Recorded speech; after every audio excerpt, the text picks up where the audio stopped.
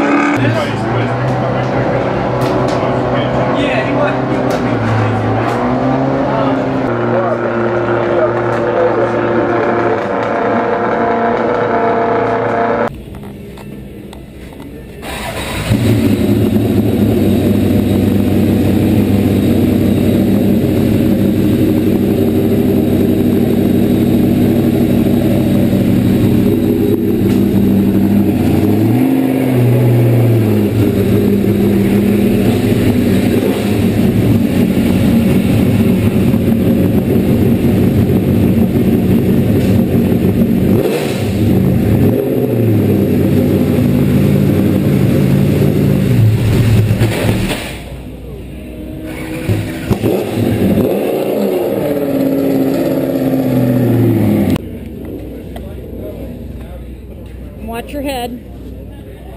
Okay. Cool. There you go. There you Perfect go. fit. Okay. Awesome. All right. Awesome. So anyway, to start it, we have to have the master and ignition on. Push your start button, and everything's automatic in here. We've got traction control. That TC button is traction control, so we can adjust our takeoff with the car. Okay. So when it's wet out, we might want to dial it up. Like I had mine on 7 and 8, and then as the car becomes comfortable and I feel the track out, you can dial it down. For regular racing out here, you might have it on 2 or 3, depending on your comfort level. And what happens with the traction control, if it senses that you're maybe too hot in and out, especially out of a corner, it'll retard the throttle for a fraction, and then you can get back on it. Does it cut ignition, or does it cut ignition. fuel? Okay. Cuts the ignition, fuel into the engine. Okay. So, and you'll hear it. It's very noticeable to people on the outside. You think, oh, what's wrong with that engine? But what it is, just cut. Huh. It's just cut, and then you go right back in. We've got paddle shift, up, down. You only use the clutch going out of pit lane and only into pit lane. The rest of the time you don't use the clutch for up or down. You just keep your foot on the gas. Brake, of course, when you need to. These light up. We've got lights here that will light up and tells you approximately when you're ready to shift. When the traction control lights come on, mine are purplish in my car. These will dance purple, and it's like you just know it's on.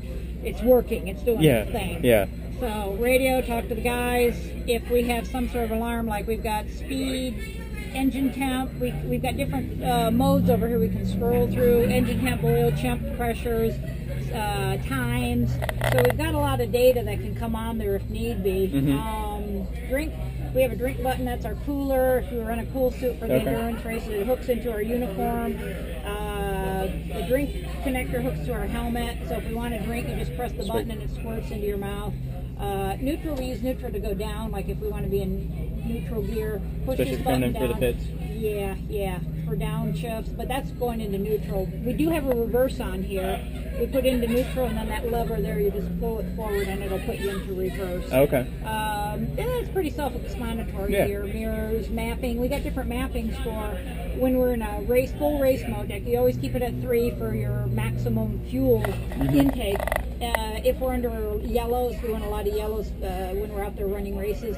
The engineer may come on and say switch to map 2, and what it does, it leans out the fuel so you can serve a little bit more. 1 might be under yellow and rain conditions. Whatever the engineers come up with. Cool. We got rain lights, the wipers. Pretty self-explanatory. Rear view camera and all that too. Rear view camera, rear view camera. So and it's a pretty neat little car to play with. Do you have lights in here at night if you guys are out racing? Yeah, there's a behind there. It's not in now, but we had a little, like a little red light. We don't have white light or like a yellow. So it's like a very diffused red light to just kind of glow in here. So Cool. Emergency, if you have a fire, of course, you're going to pull that, and you're going to get ALMS squirting on you. Brake bias we can adjust depending on what we feel out there with the track. If it's real wet, we might want to adjust to more front brake bias. Steering input, you can have, it's power steering, so you can adjust it to like, more or less. Definitely. But it's a cool car. It's a cool car. Absolutely. Usually the plug